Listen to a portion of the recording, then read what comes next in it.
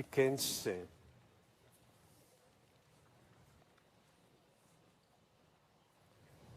Eu tenho usado a tarde para lidar com as questões mais polêmicas. Associado ao livro do Apocalipse, e vou fazer isso esta tarde. Os dois maiores argumentos ou debates que ocorrem são sobre o que é chamado de arrebatamento. E 2, o que é chamado de milénio. Estes são os dois problemas que quero resolver esta tarde. Eu sei que a tarde não é o melhor momento para pensar. Senhor, estou para você. Quero vocês que joguem. Interessante ontem. Eu tive um bom almoço hoje. No entanto, eu acho que está certo que devemos terminar com glória esta noite. Agora, nas conversas que dei na última semana e nesta semana, ficou muito claro para você que eu acredito que os cristãos passarão pela grande tribulação. Esse sofrimento, bem no fim desta era que Deus encurtará pelo bem dos escolhidos. Mas que é um tempo bastante difícil, um tempo muito difícil para os cristãos. Porém, breve. No entanto, muitos cristãos hoje acreditam que isso é um ensinamento errado, que eu vos enganei e que, de fato, os cristãos escaparão do grande problema, que serão levados ao céu antes que aconteça. E, portanto, não precisam se preparar ou preparar suas mentes e corações para isso. E frequentemente aqueles que estudam o Apocalipse mais que outros cristãos adotam esse ponto de vista. Muitas igrejas tradicionais quase nunca mencionam o Apocalipse, quase nunca o ensinam.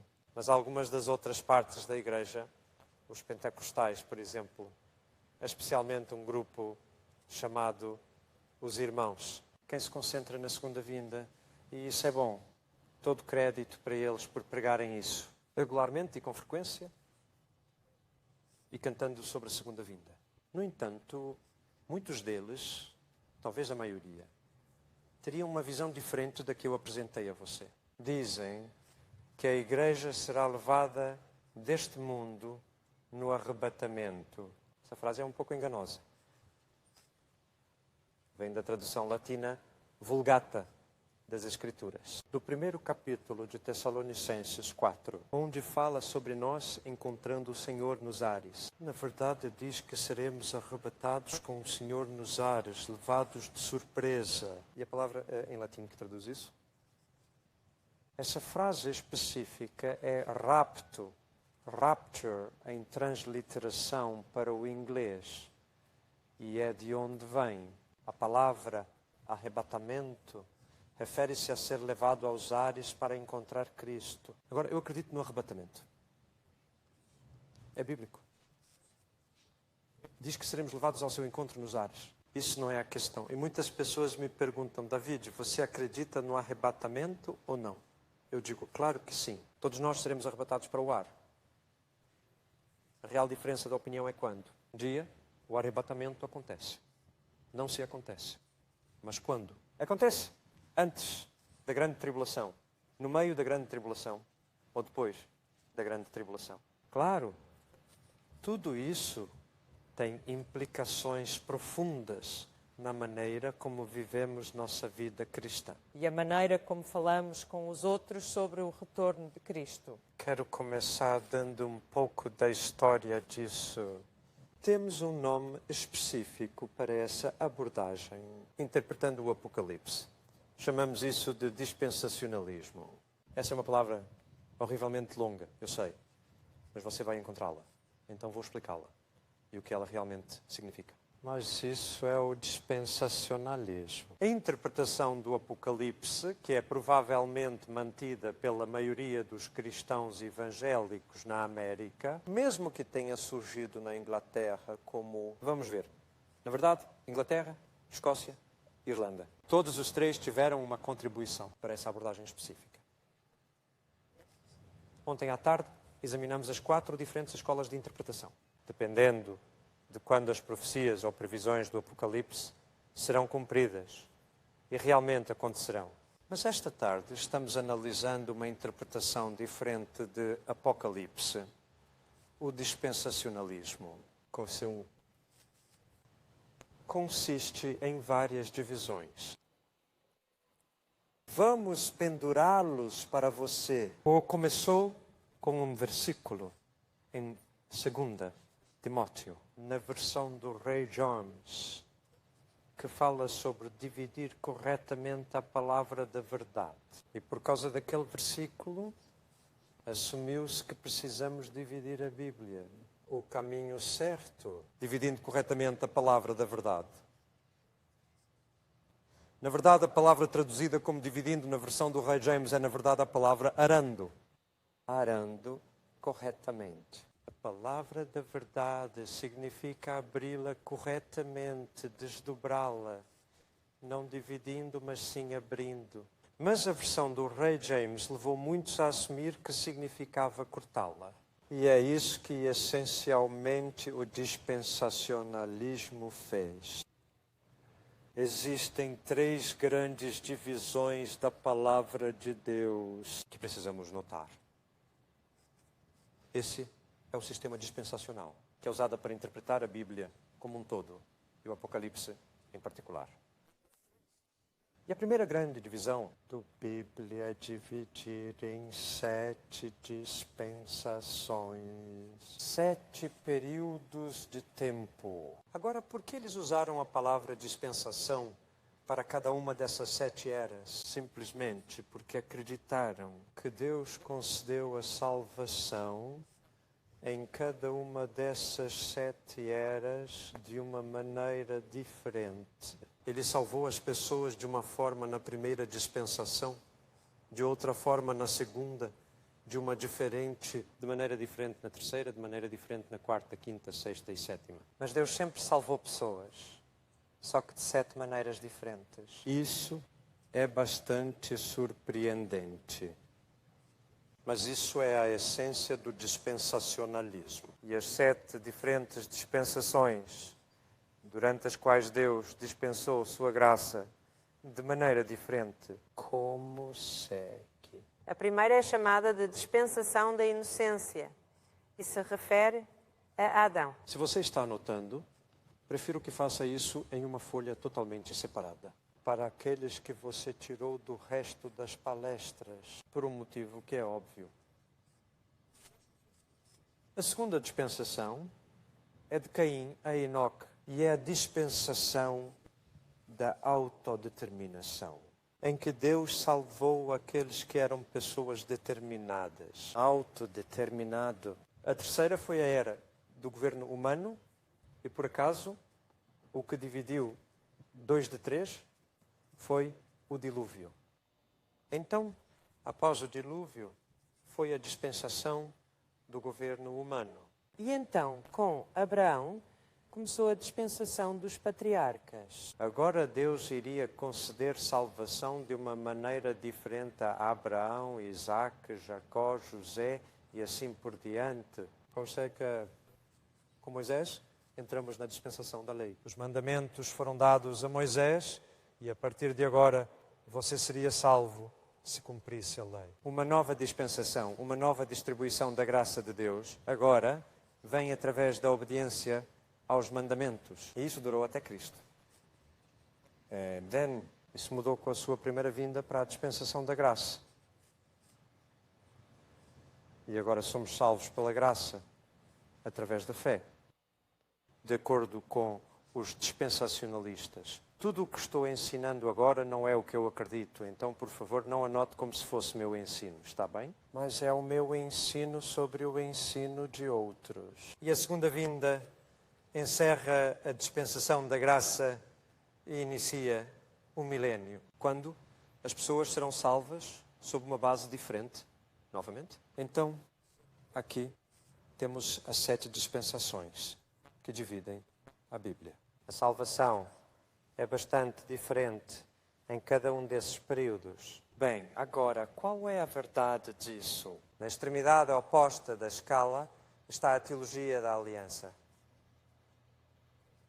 Os presbiterianos seguem isso. Os luteranos acreditam nisso. A teologia da aliança diz que não, existe apenas uma dispensa cobrindo toda a Bíblia.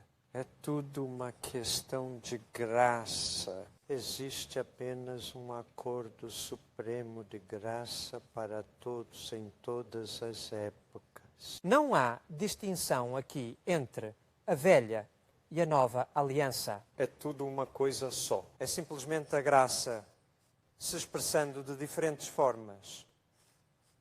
Mas é salvação pela graça através de todas as alianças que Deus deu. Minha posição pessoal é que existem dois pactos básicos. Na Escritura, uma era a aliança da lei através de Moisés e a outra a aliança da graça através de Jesus Cristo. E a aliança da graça agora anulou a aliança da lei. Somos livres de Moisés em Cristo. Eu apenas menciono essas posições para mostrar que existem visões amplamente diferentes sobre a palavra aliança. E sobre a palavra dispensação na Igreja Cristã. Mas é desta uma que se disse haver 7 divisões. Então surgiram outras ideias. A próxima grande divisão que aconteceu naqueles que pensavam assim, e é relativamente recente na Igreja Cristã, foi nos últimos 2 séculos que tudo isso aconteceu. A segunda divisão era para dividir os 2 povos de Deus, não apenas agora na terra, mas por toda a eternidade. Amém. Dizia-se que os judeus eram o povo terreno de Deus. E os cristãos foram ditos ser o povo celestial de Deus. E os 2 nunca se tornarão um. Há um destino futuro para os judeus e um destino futuro para os cristãos. E não é o mesmo. Então, seguindo isso para a eternidade, quando houver um novo céu e uma nova terra, os cristãos estarão lá no novo céu e os judeus estarão aqui na nova terra. Somos o povo celestial de Deus. Eles são o povo terreno de Deus. Então os judeus e os cristãos eram bastante separados e permaneceriam assim por toda a eternidade. A terceira divisão que esses professores introduziram foi uma divisão do retorno de Cristo em 2 retornos. Ele ia voltar 2 vezes. Uma vez em segredo e uma vez em público. E ele viria secretamente primeiro e o mundo nem saberia que ele veio. Eles saberiam que todos os cristãos se foram, mas não saberiam que Cristo veio.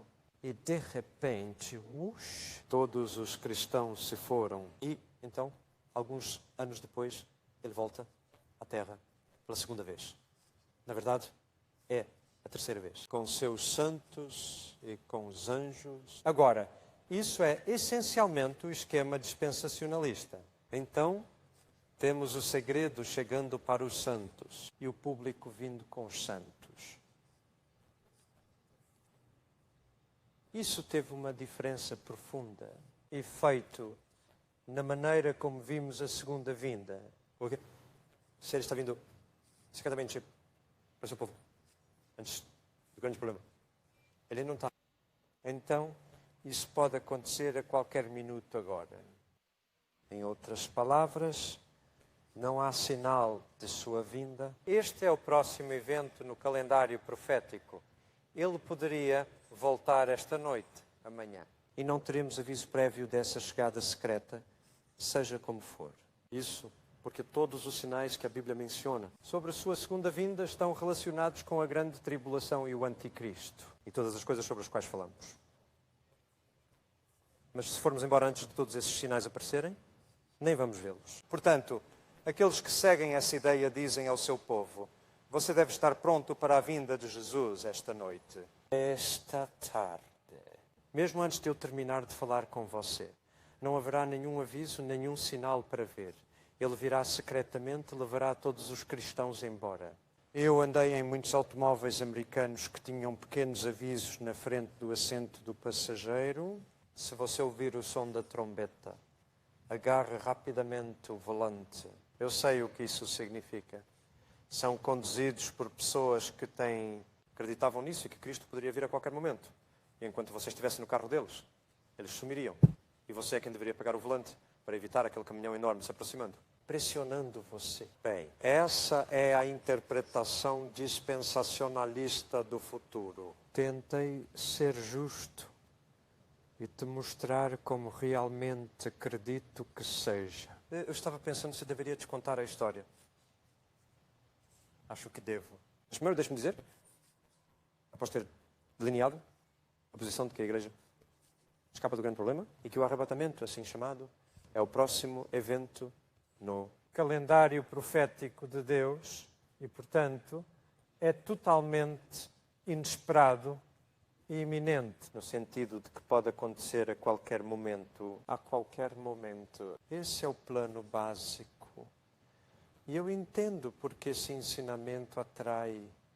Tem um apelo muito profundo para nós. Qualquer pessoa que prefira conforto ao desconforto, que queira ser animado em vez de deprimido, a nós.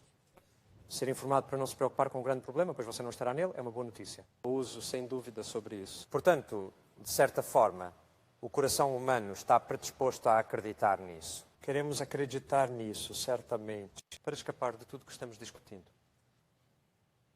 Há um tipo de viés.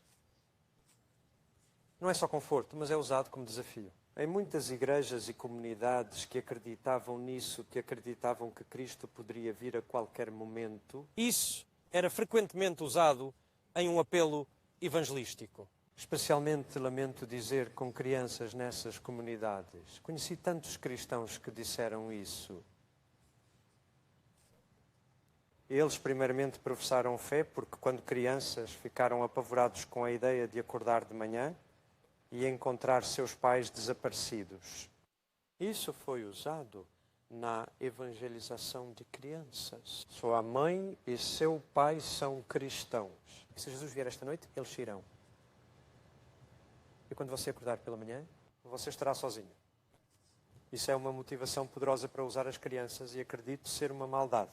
Os apóstolos nunca diriam isso a crianças. E tenho certeza de que Jesus também não. Isso é um ponto muito, muito importante.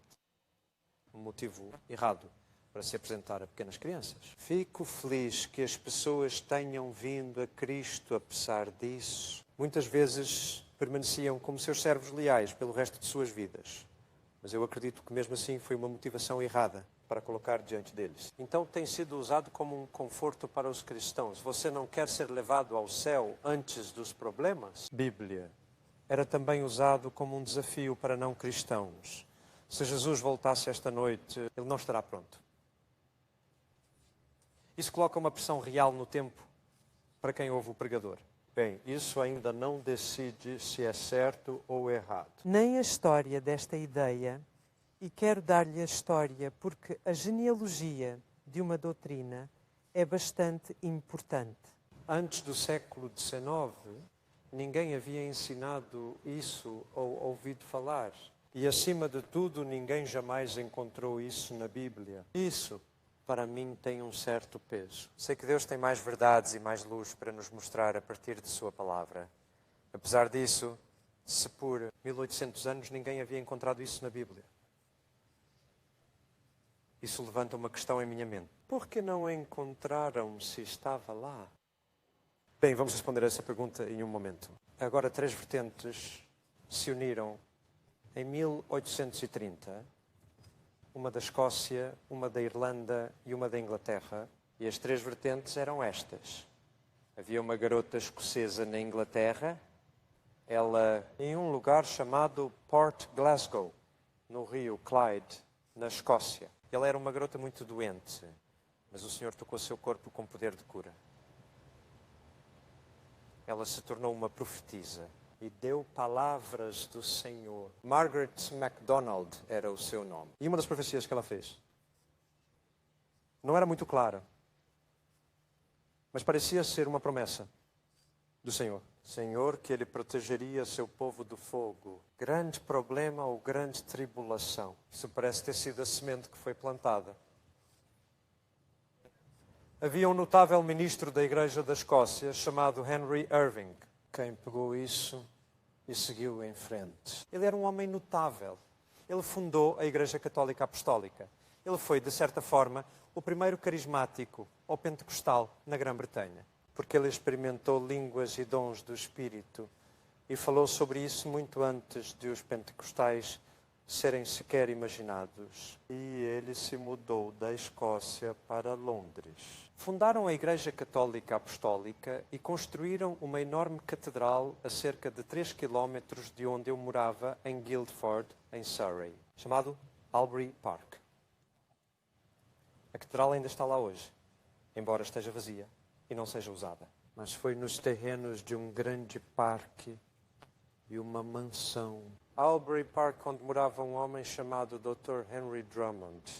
Dr. Henry Drummond ficou fascinado com a profecia na Escritura e fez um estudo especial sobre profecias e convocou conferências de pessoas interessadas em interpretar as previsões da Bíblia. E para a nossa conferência em Albury Court veio Henry Irving, da Escócia, mas também um cura anglicano de Dublin, na Irlanda, cujo nome era John Nelson Darby. Você pode nunca ter ouvido esse nome se não pertence aos irmãos. Mas se você é dos irmãos, certamente já ouviu. Pois ele começou o movimento. E ele também veio e ouviu essa conversa de uma fuga antes de o grande problema começar. Ele voltou para a sua Bíblia e pensou que poderia encontrá-lo lá em vários lugares. E ele tornou isso um ensinamento fundamental no movimento dos irmãos.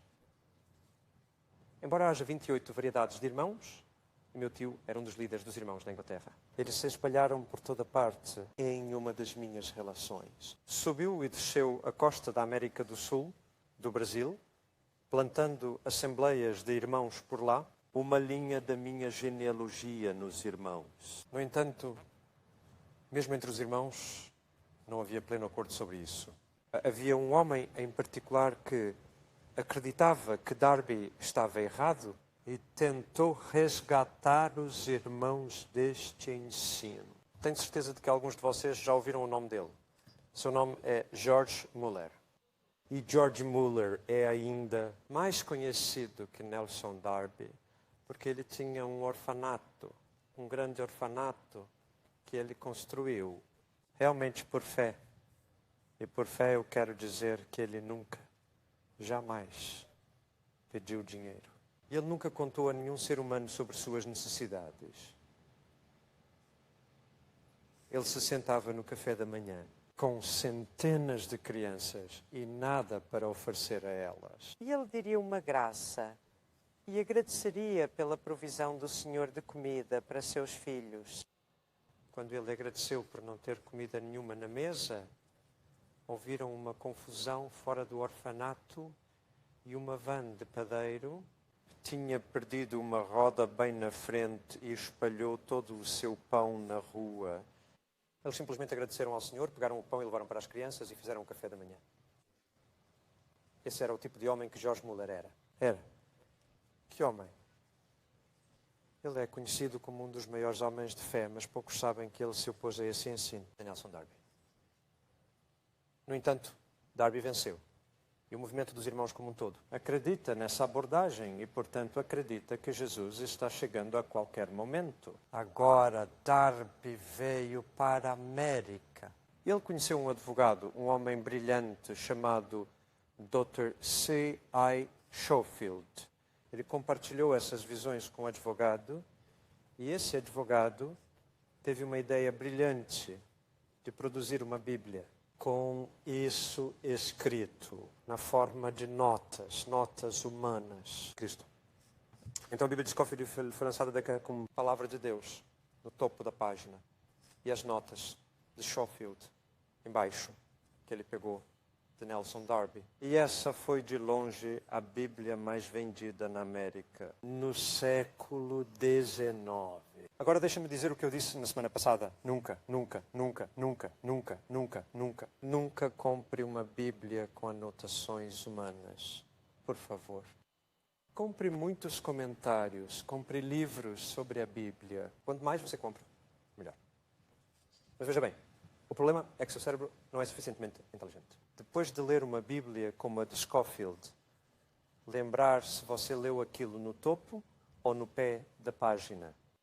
Se o que você estava lendo Era a palavra de Deus ou os comentários dos homens. E muitos que compraram essa Bíblia ficaram totalmente confusos e apenas disseram, bem, eu li na minha Bíblia, deve ser verdade. Mas foi na metade inferior da página que você vê o problema. É muito difícil lembrar em que parte da página você leu algo se tiver uma Bíblia com especulações humanas também, ou especulações dos homens. As tentativas do homem de explicar a palavra de Deus. Então eu sempre mantenho meus comentários e livros sobre a Bíblia bem separados da minha Bíblia. E quando estou me preparando, estava dizendo aos jovens durante o almoço, quando preparo um estudo bíblico, passo horas e horas só com a minha Bíblia. E uma pilha de papel na qual escreverei tudo o que vier. Para mim, só depois de extrair tudo o que posso da Bíblia, começo a comparar o que descobri com o que outros descobriram. É assim que eu me preparo para a Bíblia. Não quero ser influenciado pelo que encontro, pelos comentários de outras pessoas, até eu encontrar tudo o que posso por mim mesmo, apenas abrindo a Bíblia e pedindo ao Espírito Santo para me guiar.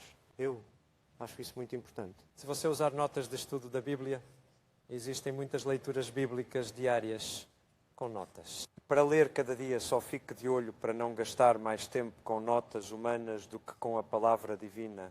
Muitas vezes, se você usa essas coisas, você pula os versículos e então estuda as notas, pois somos chamados a estudar as Escrituras. Mas os comentários humanos sobre a Bíblia são úteis, o que outros descobriram. Significa que você pode verificar com o que encontrou. Então não estou dizendo para não usar os comentários de outras pessoas, só estou dizendo para não tê-los na sua Bíblia. Assim você não vai pensar que são a palavra de Deus. Bem, foi isso que aconteceu. A Bíblia de Scofield decolou na América ainda mais do que na Grã-Bretanha.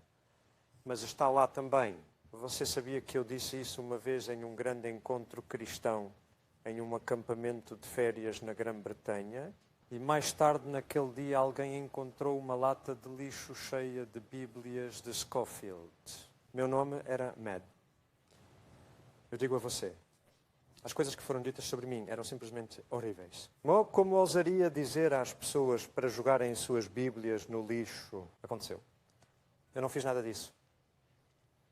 O que aconteceu foi que havia uma banca de livros no acampamento. Ao ar livre. E uma tempestade repentina chegava e chovia torrencialmente sobre todas essas Bíblias Scofield. Isso foi coisa de Deus, não minha. Eles se tornaram tão inúteis para vender que colocaram todos no lixo. E foi isso que realmente aconteceu.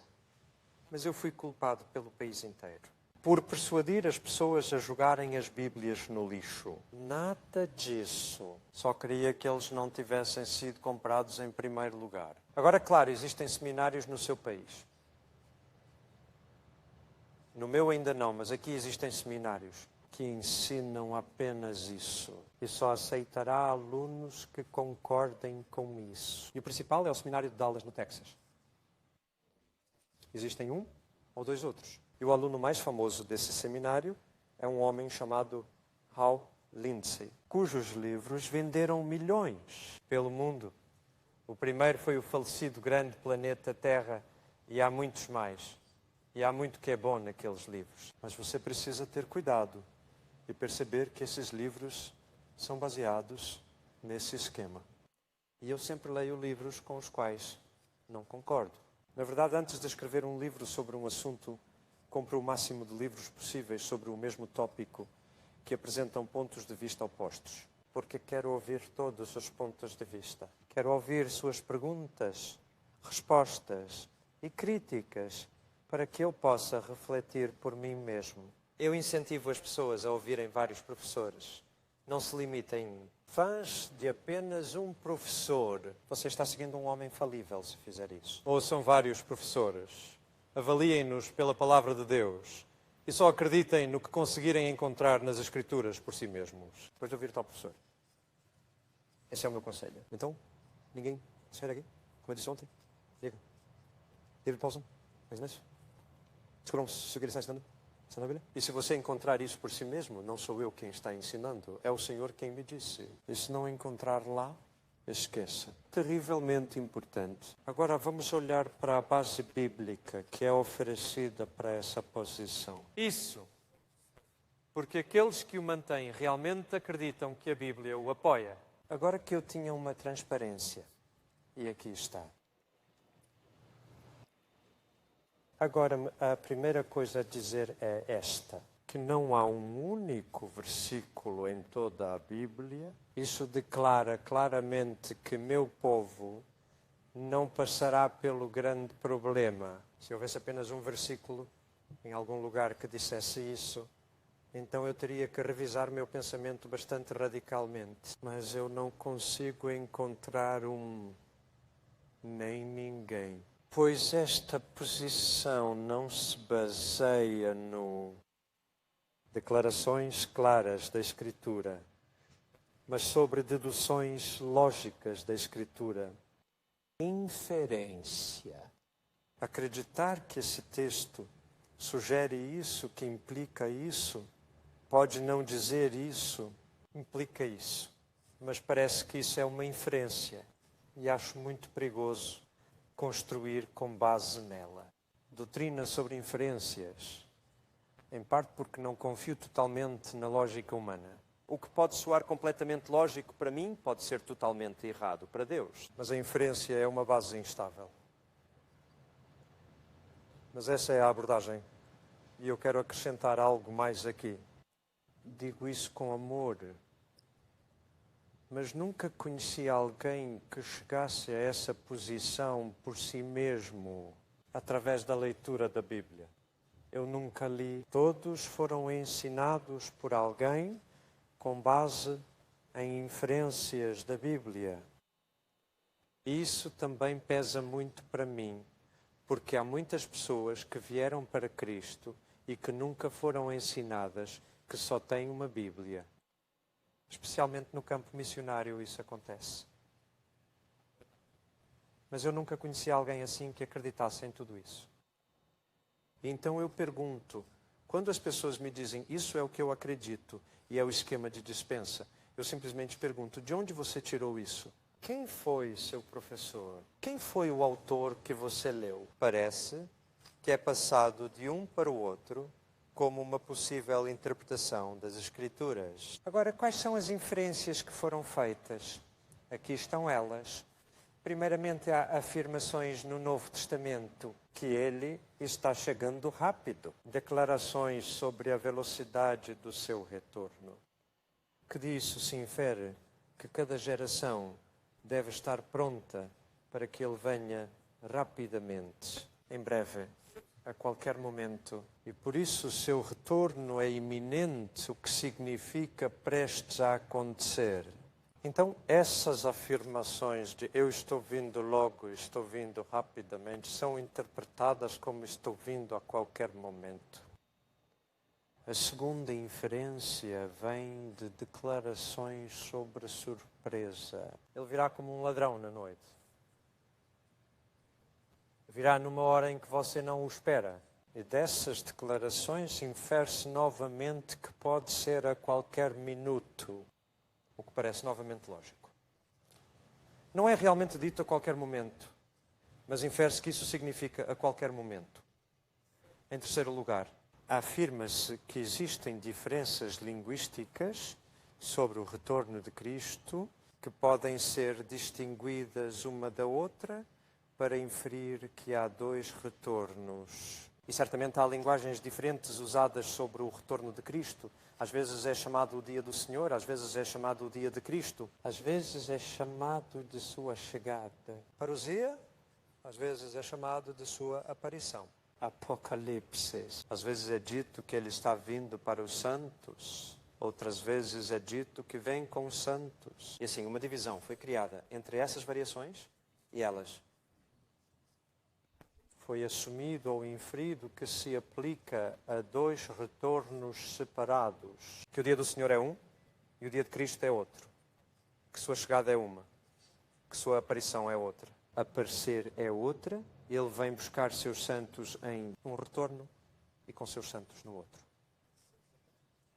Assim, a linguagem do Novo Testamento foi organizada em duas colunas. E disso se inferiu que eles estão se referindo a dois eventos separados há alguns anos distantes. A próxima inferência é feita a partir da expectativa da igreja primitiva. De versos como esta geração não passará, até que todas essas coisas se cumpram, como se ele estivesse à porta. E disso se infere que a igreja primitiva o esperava a qualquer momento. Que essa era a fé deles no retorno de Cristo. Eles viviam esperando-o a qualquer momento. Então, o próximo é a ausência da palavra igreja em todas as passagens que descrevem a grande tribulação. E é certamente verdade que de Apocalipse 4 a 16 ou 19, a palavra igreja nunca ocorre. Outras passagens no Novo Testamento que descrevem este tempo de grande tribulação, a palavra igreja não ocorre. Portanto, presume-se que a palavra igreja, a ausência da palavra igreja, significa a ausência da igreja. A igreja não pode estar lá se a palavra não for usada. Então, há um argumento sobre a ênfase no conforto. E quando Paulo descreveu o retorno de Cristo, ele disse: use isso para confortar uns aos outros. Eles disseram que conforto é dizer-nos que temos de passar por um grande problema antes de ele voltar. Confiança. Devemos confortar e encorajar uns aos outros. E ensinar que os cristãos passam por grandes dificuldades não é exatamente conforto. Encorajamento. Agora, novamente, isso não está dito na Escritura, mas é inferido da Escritura. E a inferência final é esta. Essa tribulação é ira. A ira de Deus derramada. Particularmente as 7 taças de ira que são derramadas no clímax do grande problema. E o versículo é citado de Tessalonicenses 5. 1 Tessalonicenses 5. Nós não somos filhos da ira. E deduz-se, portanto, que somos salvos da ira. Logo não podemos estar no mundo quando Deus derrama a sua ira. Por isso devemos ter ido, novamente não está declarado na Escritura, é inferido. Está acompanhando agora. O que se infere é uma dedução lógica de algo que a Escritura diz. Até o ponto de algo que não diz, mas que se acredita ser compatível com, e até mesmo coerente com o que é de fato dito na Escritura. Esses, então, são os 7 fundamentos nas Escrituras que são oferecidos, e eu sublinho novamente. Não há um único verso que realmente diga: não estaremos em grandes apuros. Se houvesse um, o argumento acabaria. Mas o problema é quando você entra no campo da inferência e da dedução lógica, você está em uma área muito discutível. Há outros que tiram outras inferências. E agora você tem um argumento. E agora você tem cristãos genuinamente sinceros discordando não sobre as Escrituras, mas sobre suas diferentes inferências e deduções a partir da Escritura. E é assim que aconteceu. Quero passar por isso novamente. Olhe para elas uma segunda vez e veja se realmente correspondem ao que foi assumido delas. As declarações sobre velocidade, quando ele disse: estou chegando logo. Bem, já se passaram 2000 anos. Eu volto logo, ele disse.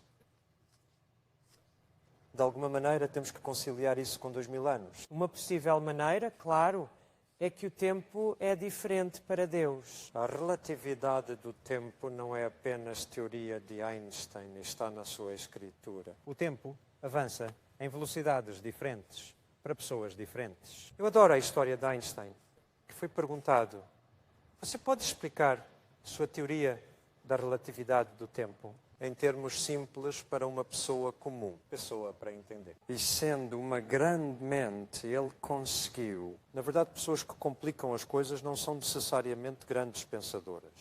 Grandes pensadoras geralmente são simples. E então, Einstein disse isso.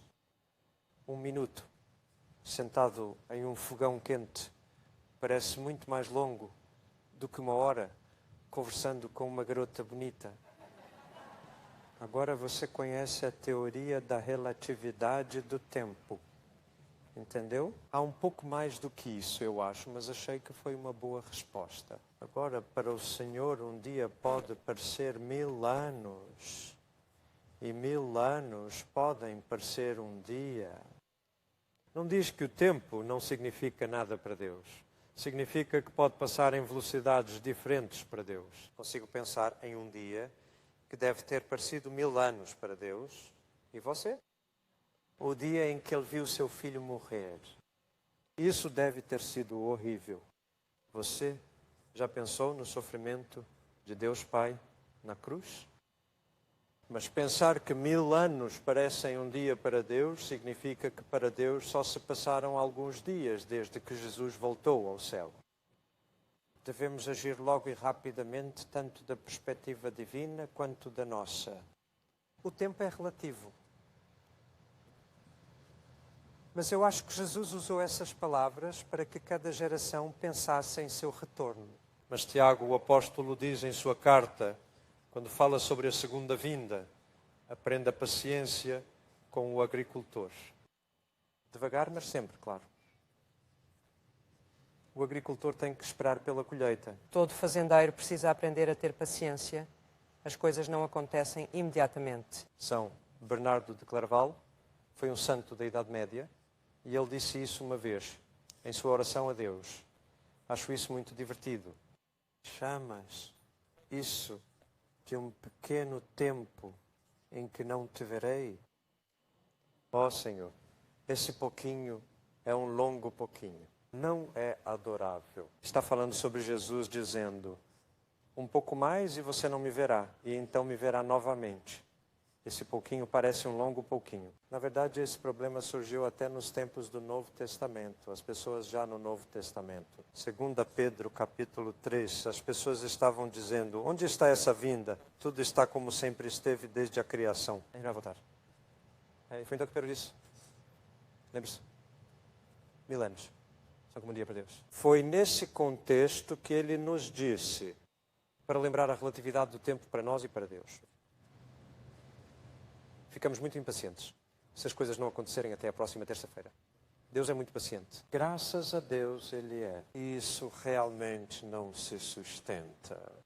Para um retorno iminente a qualquer momento, vamos considerar as afirmações sobre surpresa. Sim, no Novo Testamento diz que Ele virá em uma hora que você não sabe. Ele virá como um ladrão na noite. Não esperado. Mas isso não é tudo o que a Bíblia ensina. 1 Tessalonicenses 5, segue. 1 Tessalonicenses 4, que fala sobre o arrebatamento. Cultura. E 1 Tessalonicenses 5 deixa bem claro que não será uma surpresa para cristãos que estão acordados, alertas e sóbrios, para aqueles que esperam por sua vinda. Não será uma surpresa. Eles saberão quando ele chegar. Por isso Jesus disse, se o dono da casa soubesse quando o ladrão viria, teria ficado acordado. E viu sua abordagem. Cristãos, bem, não todos os cristãos sonolentos que não estão à espera da sua vinda, podem ser surpreendidos, surpresos. Os incrédulos ficarão todos surpresos. O fato dele vir como um ladrão na noite não significa que venha para nos tirar algo. Aqueles que estão alertas, acordados e esperando por sua vinda, não serão pegos de surpresa. Veja, todo esse esquema dispensacional significa que não há nada pelo que vigiar. Você me ouve? Não há sinais para ver. E Jesus repetidamente disse sobre a sua segunda vinda, vigie e ore. O que devemos vigiar? Bem, não posso ficar olhando para as nuvens o tempo todo. De qualquer forma, ele só vai aparecer nas nuvens no Oriente Médio. Então não posso observá-la. Então, como devo vigiar pela sua vinda se não há aviso algum? Quando Jesus disse vigiem e orem, ele lhes disse o que observar. Ele deu-lhes sinais da sua vinda e disse, quando vocês virem essas coisas acontecerem, serão salvos. Saiba que estou à porta. Quando você ver todas essas coisas, levante-se e erga a cabeça, pois a sua redenção se aproxima. Isso é tão claro quanto a minha fé, não é? Devemos vigiar pelos sinais da sua vinda. E isso significa que ele não pode vir hoje. Os sinais não estão presentes, nem todos eles, de qualquer forma. Devemos vigiar e permanecer sóbrios. E não seremos pegos de surpresa. Ele não virá até você como um ladrão na noite, diz Paulo. Porque você está acordado e pronto. E quanto às diferenças de idioma? Só posso dizer que estudei o caso com muito cuidado e as diferenças de idioma não são sobre... E as diferenças na linguagem não são sobre dois eventos diferentes, mas sobre um evento e seus ricos aspectos. São usados de forma intercambiável.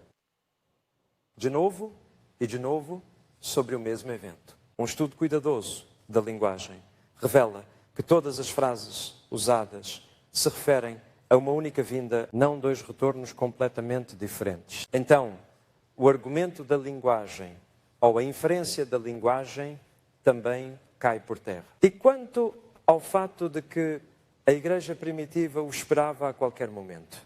Eles esperavam? Não, eles não fizeram. Não há dúvida sobre isso. Por exemplo, Jesus disse, levem o Evangelho até os confins da terra. Como eles poderiam esperá-lo de volta a qualquer minuto? Eles não poderiam. Isso levaria pelo menos uma vida inteira. E de fato, levou muitas vidas. Mas como você pode dizer que os discípulos esperavam por ele a qualquer momento, antes mesmo de terem feito o que ele lhes ordenou? Além disso, Jesus previu que Pedro seria crucificado na sua velhice. Você está me dizendo que Pedro passou todos os dias esperando o Senhor a qualquer momento? Quando o Senhor já havia dito a ele que, quando fosse velho, seria levado aonde não queria ir? Em outras palavras, ser crucificado? Não. Jesus até sugeriu que João sobreviveria até a velhice e não morreria. E alguns entenderam isso de forma errada e assumiram que Jesus voltaria antes de João morrer. Mas o próprio Jesus corrigiu isso. Ou melhor, João, no seu Evangelho, ele disse, Jesus não disse, eu sobreviveria até ele voltar. Ele simplesmente perguntou, e se? Porque Pedro normalmente, quando Jesus disse a Pedro o que lhe aconteceria no final. Pedro perguntou, e quanto a ele, Senhor? Isso é uma reação tão humana. E quanto a João? E Jesus disse, se eu decidi que ele deveria viver até eu voltar. Isso não é da sua conta, Pedro. Gosto dessa resposta. Nossa preocupação deve ser com o nosso destino, não com o de todos os outros, nesse sentido. E assim, João, em seu Evangelho, cita isso e diz, você sabe que Jesus não disse, eu ficaria até ele retornar, mas apenas se eu decidir que ele deve ficar. Isso não é da sua conta, Pedro.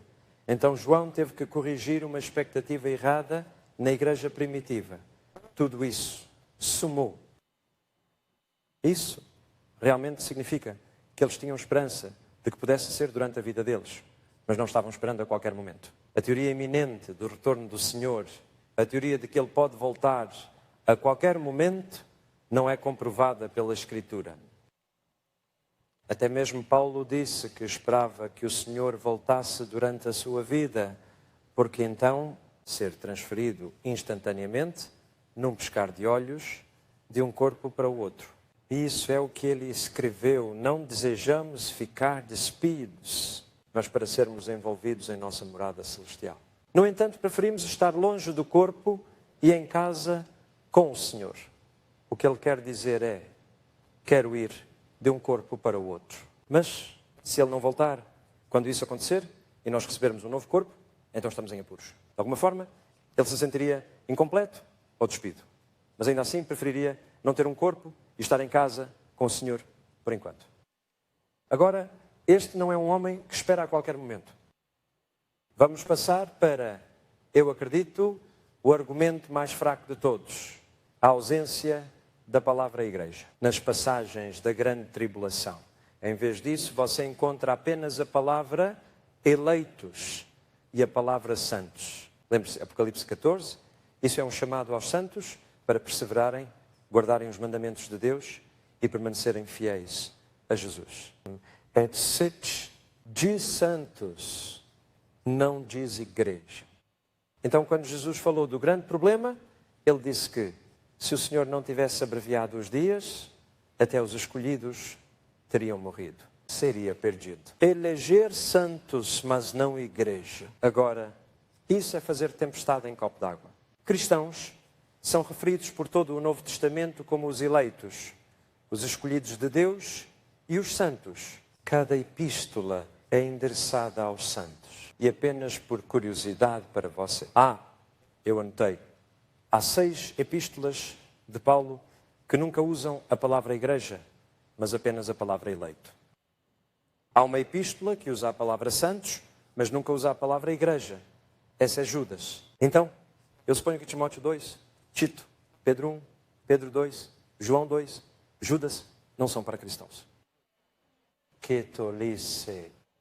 A dispensação enfrenta este problema de que eleitos e santos são usados em toda a revelação na grande tribulação. Fica arredondado ao dizer, isso se refere aos judeus. Isso é um pouco demais. Eleitos e santos em todo o Novo Testamento referem-se a crentes judeus e gentios em Jesus. Mateus 24 e Apocalipse 4 a 18 são direcionados aos cristãos, não aos judeus. E como eu disse quando passamos por isso, porque Jesus daria todas essas informações sobre o grande problema se a gente não vai estar por perto. Isso pode ter o pior efeito possível. Pode nos deixar regozijando que quando fora dele, só para você, Jack, estou bem. Sabe o tipo de sentimento? Quer dizer, porque Jesus nos contaria tanto sobre o futuro quando na verdade não precisamos saber. Esse é o meu maior problema com isso. Acredito que os eleitos e os santos a quem esses capítulos são direcionados. Nós mesmos, crentes em Jesus, há ênfase no conforto. Vamos dar uma olhada naquilo. Bem sim, mas o que significa a palavra conforto? O problema é conosco, significa agradável, livre de dor. Isso não significa que na Escritura, na verdade, nem significa isso em inglês. A palavra lutou é chave. O que é um forte? É uma defesa em tempos de problema. Confortar é dar força às pessoas para enfrentar a oposição. Há uma famosa tapeçaria na França, no norte da França, quando Guilherme, o Conquistador, veio até aqui e a Inglaterra foi subjugada em 1066. E todos pensam que a história inglesa começou em 1066. Guilherme, o Conquistador, veio e algumas mulheres em Bayeux, sua cidade natal, no norte da França, fez um famoso tapeiro. Tem cerca de 200 metros de comprimento. E ainda está lá, você pode ver, no último expositor, muito bem preservado. Quantos de vocês ouviram falar do tapeçaria de Bayeux? Sim, algum de vocês viu? Você viu? Não? Bem, você ouviu falar. Bem, na tapeçaria é toda a história da conquista da Inglaterra por Guilherme, o Conquistador. Então os ingleses não ficam muito animados com isso. Mas eu fui ver e andei por lá. E ele usou bispos franceses para liderar suas tropas. Imagem de um bispo francês a cavalo com uma longa lança. E à sua frente, sobre outro cavalo, estava um soldado francês que claramente mostrava sinais de covardia. E o bispo Odin, está empurrando ele pelas costas com a ponta da lança para continuar a atacar os ingleses. Embaixo disso diz, Bispo Odin conforta suas tropas. Não é maravilhoso? Isso é conforto. Receba uma lança cravada nas suas costas para mantê-lo indo para a batalha. Na verdade, a palavra fortificar é a mesma que conforto em inglês antigo. Dabesitz. Mesma palavra, forte, transformar uma pessoa em um forte. Não para dar a eles um cobertor elétrico, ou uma garrafa de água quente, ou uma almofada para sentar. Isso é o que conforto significa para nós. Mas conforto significa força. E é o nome do Espírito Santo. Por coincidência, Ele é o Consolador. Ele é quem nos transforma em uma fortaleza quando somos atacados. Agora você vê que é o sentido sentimental de conforto que está por trás deste argumento. Devemos nos confortar, fortalecer e apoiar uns aos outros, porque o Senhor voltará. Chegamos ao último, que eu acho ser o mais impressionante das inferências feitas. Especialmente na parte final da grande tribulação, onde taças de ira foram lançadas. Derramado é especificamente marcado como a ira de Deus, sua raiva pelo que fizemos ao mundo dele. É finalmente derramado. Ele demora a se enfurecer, mas quando sua raiva transborda, é algo a se ver. E essas pessoas dizem: fomos salvos da ira de Deus, livres da ira de Deus. Porque então deveríamos estar no mundo quando sua ira é derramada sobre ele? Bem, sua ira está sendo derramada sobre o mundo agora. Leia Romanos 1. A ira de Deus já foi revelada do céu contra os pecados do homem. Então temos a descrição de uma sociedade violenta, famílias desestruturadas, atividade homossexual. Os sinais da ira de Deus estão por toda a sociedade ocidental e eu tenho que dizer que as famílias cristãs não escapam disso. Isso pode afetar os cristãos também. Um amigo meu foi assaltado por um viciado em drogas, bom cristão. Mas a violência sobre a ira de Deus.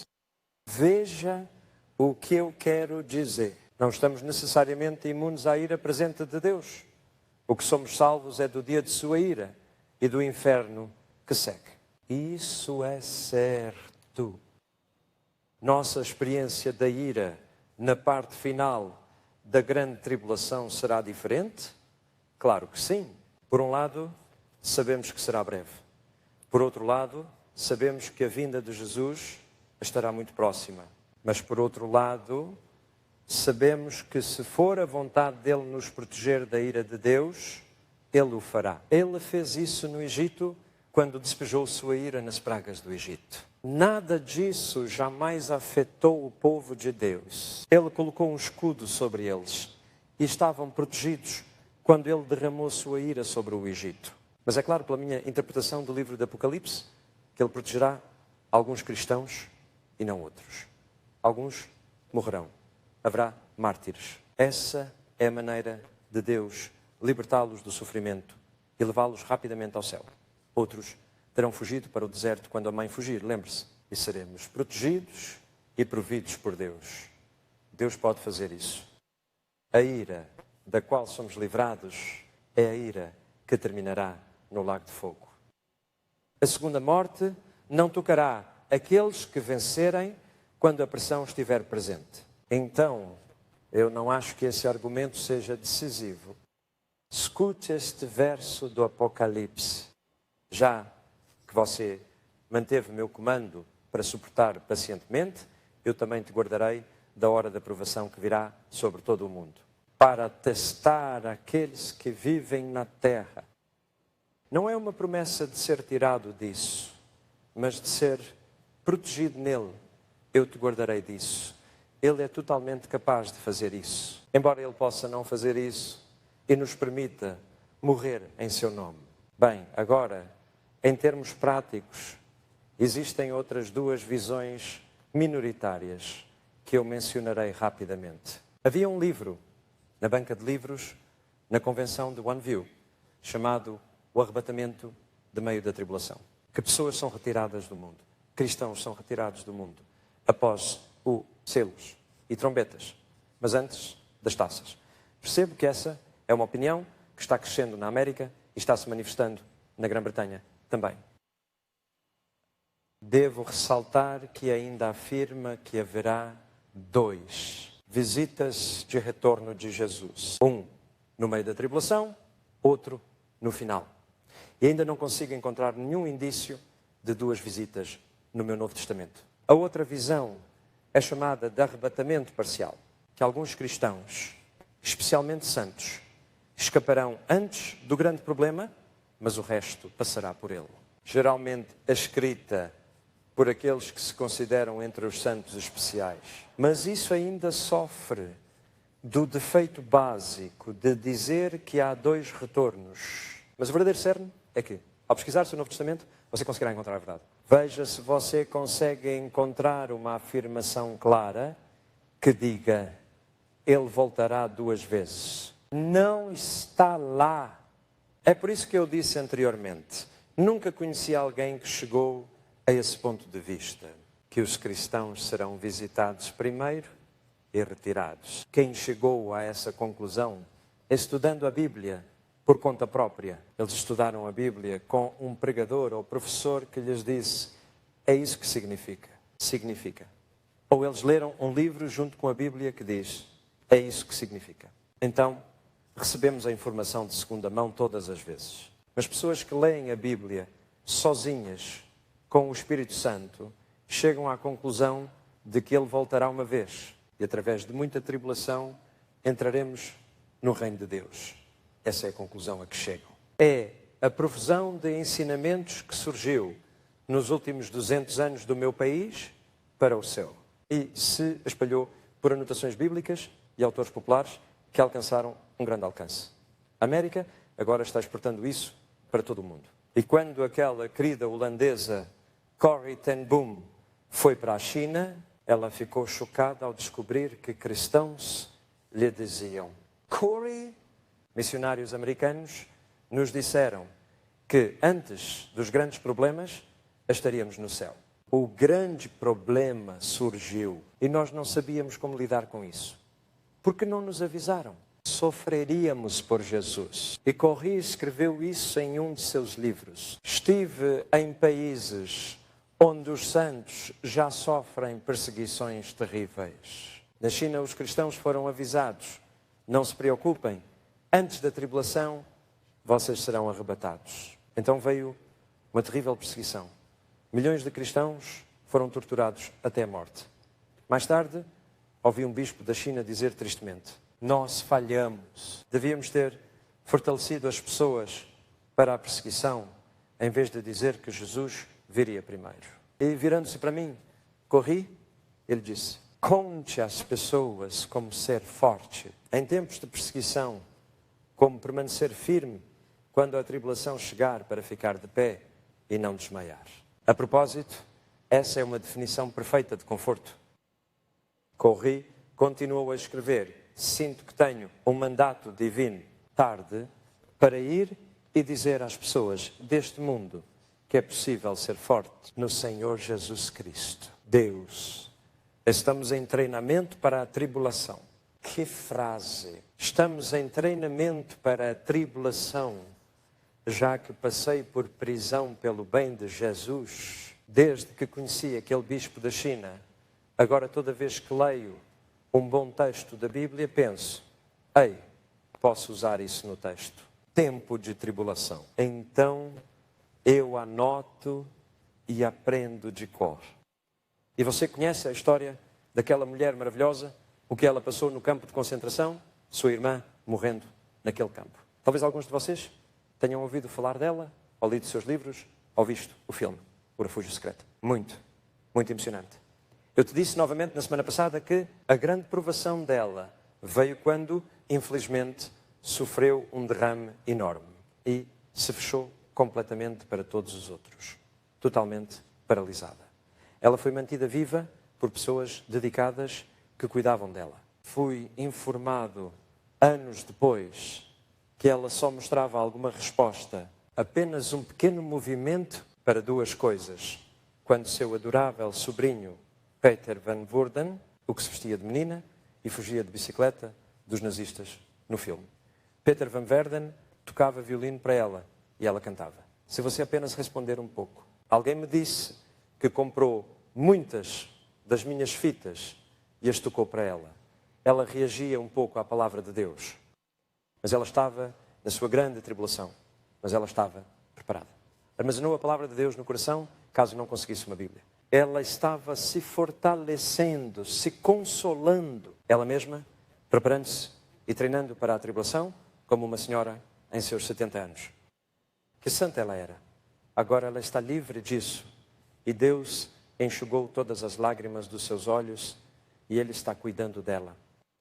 Bem, minha última palavra nesta sessão é simplesmente esta. Se eu estiver errado, prefiro errar do meu jeito do que do jeito deles. Prefiro te dizer para se preparar para grandes problemas e descobrir que eu não precisava, e você também não, depois dizer que está tudo bem, Não se preocupe, nunca chegará a você. Tenho a impressão de que são falsos profetas que dizem que isso nunca vai acontecer. São falsos profetas que dizem paz, paz, quando não há paz. São falsos profetas que curam superficialmente as feridas do seu povo. São os falsos profetas que querem confortar no sentido errado, acalmar em vez de fortalecer. Mas se eu estiver errado, que Deus me perdoe. Mas acho que causei menos mal do que se eles estiverem errados. Vamos rezar. Pai, como precisamos da sua sabedoria quando ouvimos tantas opiniões diferentes interpretações da sua sagrada palavra. Mas, Senhor, acreditamos na inspiração da sua palavra. Acreditamos que é a verdade inteira, nada além da verdade. Mas, Senhor, ajude-nos a ser perspicazes quando ouvimos diferentes interpretações disso. Ajude-nos a pesquisar as Escrituras até termos certeza do que encontramos lá. E então, ajude-nos a nos apegarmos à sua palavra. Aconteça o que acontecer, o que vier. Essa palavra nos manterá firmes, de pé. Acima de tudo, permanecer em pé. Senhor, naquele grande dia queremos estar diante de Ti e olhar-te orgulhosamente nos olhos. E saiba que pela sua graça e pelo poder do seu Espírito, conseguimos. Nós permanecemos fiéis a você, assim como você permaneceu fiel a nós. Obrigado, Senhor Jesus, por você estar voltando em breve. E nossos corações clamam, volte logo. O mundo precisa muito de você. Nós precisamos de você. Por favor, volte logo. Ansiamos por ver o teu rosto. Amém. Obrigado. Obrigado. Obrigado. Obrigado.